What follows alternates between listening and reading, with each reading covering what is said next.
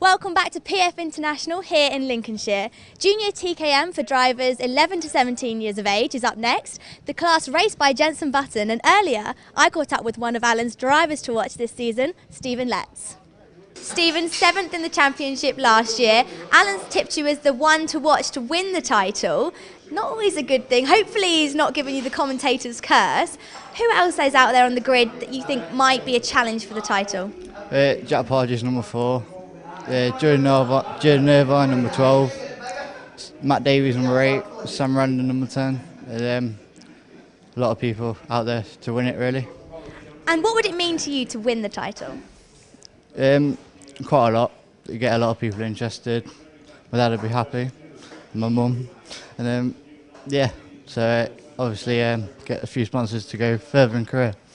And what kind of preparation have you had to do before the season started? We've had a lot of testing over the winter.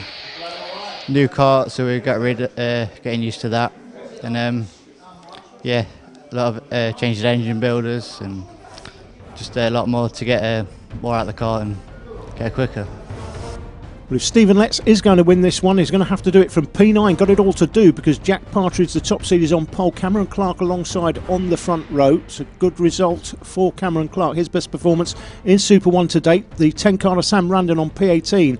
He will be disappointed with that. Matthew Round-Garrido on P28 carries the onboard camera in this one. The earlier results are as follows. Partridge with a clean sweep, both heats and final one. He's on maximum points so far. Let's with it all to do then. He would have been delighted though on the rolling lap, the rolling up lap, the poleman, the 4-car, Jack Partridge, with all of his experience, spins it on cold tyres, and he was very lucky that the clerks of the course allowed him to regain position. They had 2 more rolling laps to allow him to get back into the lead spot. And that was very fortunate for the poleman. We got karts off through turn 1, bits of contact. On board here with Matthew Round-Garrido, the 27 kart, 17 Cameron Leeson just in front of him. We're right at the back of the field here though. These are the leaders. It's Partridge from the 12 karts of Jordan Irvine, the 23 Denham Smith in 3rd place. And one thing the new track extension has done is strung the karts out down to this first hairpin. 85 Luke Bennett there getting the shove from behind. Nowhere near the amount of incidents in the first hairpin that we used to get on the old circuit. The 8-kart Matt Davies is pursued through the Fullerton S's by Jake Campbell-Mills, 4th and 5th respectively, into his Bobby Game corner, which leads into the Mike Wilson complex. All the karts stream down here line astern. Certainly a lot more spread out on the first lap. If you want to get involved in karting, find your local kart club at abkc.org.uk. That's abkc.org.uk. That lists every single member kart club in the UK. There will be a circuit near to you. You may not have heard of it. When I first went karting with my son on an outside circuit, Three Sisters in Wigan, 40 miles from where I lived, never ever knew it was there. So have a look on the abkc.org.uk website and find your local kart circuit. They are all over the UK, Northern Ireland, Scotland, Wales and all parts of England. Check it out and go club racing. That's the first thing to do, as we see Irvine spinning it off in the background. That's a disaster. He will have been one of the major contenders for the title this year, and that will have damaged his chances at this round of a decent scoop of points. Getting it going, but right down the back of the field now. Last place for the 12 car of Jordan Irvine. 29 karts on the circuit. Samuel Harmon hasn't started, so Irvine, who started on P3, right at the back of the field, got it all to do. Meanwhile, 23 karts come through to 2nd place. That's Denham Smith, still Partridge out front and well clear. On board here again with Matthew Round-Garrido. Down the back half of the field. 15, Jake Campbell-Mills. 53, draining it away. Forlorn figure, that's Brandon Hunt. Clearly going no further, but it's Partridge that leads it from the 23 car of Denham Smith. Then comes Jake Campbell-Mills.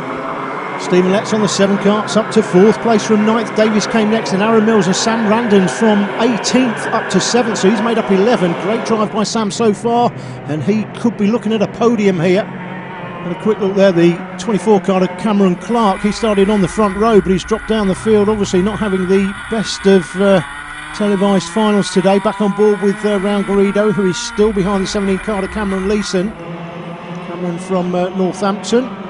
23 is Denham Elliott. I said Denham Elliott, that's the actor. Denham Smith is the 23 car in second place there. In second, going across the start-finish line, just in behind him, the 15 car to Jake Campbell Mills. He started on 5th, so up to 3rd, made up a couple so far. Back on board with Raul Garrido, looking like he's going to make up 3 places here down the straight. He does, pushing Ryan Hadfield through turn 1. Bruno Ferrari, and then the left-hander under the bridge into this new section, trying to make up that place on Hadfield, but can't get it done. But make 3 places down the straight from the entrance to the end of the straight, or make that 2 places now. Loses one back to Jordan Irvine, who's getting back in the mix. Irvine will be trying to make his way through from the back of the field. Certainly got the pace to do that. You see Stephen Letts on the 7 karts now through to second place, and he will be trying to hunt down the leader. I'm not sure he's close enough to Partridge, but if the karts in 2nd, 3rd, 4th and 5th start working together, pushing themselves along, they may close that gap on Partridge and put him under some pressure. Partridge has won both heats and the earlier final today, so he's looking for a full scoop here. Maximum points for the first round. What a start to the championship that would be.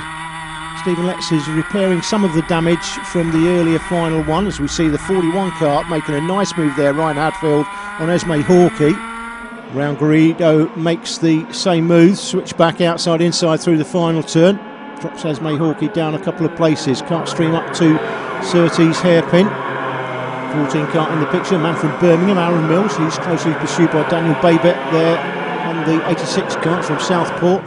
And behind them, Alex Forward, privateer from Liverpool. Still the 4 car of Jack Partridge that has a comfortable lead in this class, which is considered one of the most competitive classes in karting. As Daniel Babet goes through the picture, there is the leader. We're going to give you a definitive view later in the season on the most competitive class in karting. There is a debate whether it's TKM or some of the Rotax classes. We will give you a definitive view later in the season. We're going to base it on science. It will be we're going to take into account the top 10 positions and see what the distance is in terms of time between the top 10 places. That will give us a definitive view on the most competitive class in karting. I expect it to be either this class or the TKM Extreme class, although some in the Rotax classes may have a different opinion, but we'll see. There's 2 ways of measuring competitiveness, of course. One is the number of drivers in the class, and certainly the Rotax classes do have the higher numbers. You see the 85 kart there, Luke Bennett doesn't look like he's you just see him in the background there. Somebody's going to get him going again. He's going to get a push, so Bennett will get going, but he's dropped all the way down the field. 2 ways of measuring competitiveness. One is the time distance between the top 10. The other being, of course, the numbers. Rotax classes, certainly junior and the senior Rotax classes, have the highest number of competitors. But these TKM engines are very similar indeed. They're built to give equal performance by the Talco organisation. They certainly have achieved that. It's the budget class in karting, considered by most people to be the cheapest form of karting, TKM, and more fun per pound, certainly. You see Sam Randon in the background there, the 10 kart at this stage, made his way through to 4th place, but as you'll see later in the race, a disaster for Randon. Looks like he's got some sort of mechanical issue, and he has gone into the last lap. It's still the 4 kart of Jack Partridge, well clear from Stephen Letts, but Letts being hounded by the 15 kart of Jake Campbell Mills to come down to the inside hairpin for the last time. Campbell Mills looking for the switchback, can't get that done. It's a very, very comfortable victory for Jack Partridge. This will be his first win in Final 1. He won the earlier final, of course, to give himself pole for this televised final. He's going to be delighted. Letts having to defend from Jake Campbell Mills. They come through the Mike Wilson complex for the last time. Here comes the winner then. He'll be absolutely over the moon, Jack Partridge, with this performance, and it's a comfortable victory. Letts will be happy coming from 9th to 2nd, with Campbell Mills, looks like he's happy, little punch of the air there in 3rd place. Coming through in fourth, it's Denham Smith from Alex Forward from 13th to 5th. Nice drive by Alex there.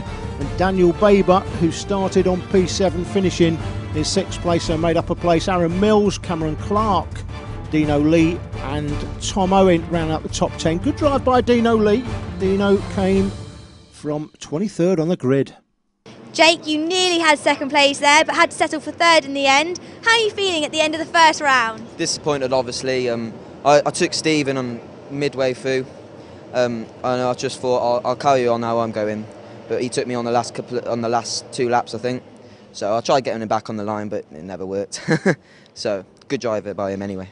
Started 9th on the grid, so got through the pack on the first corner and picked up a few after that.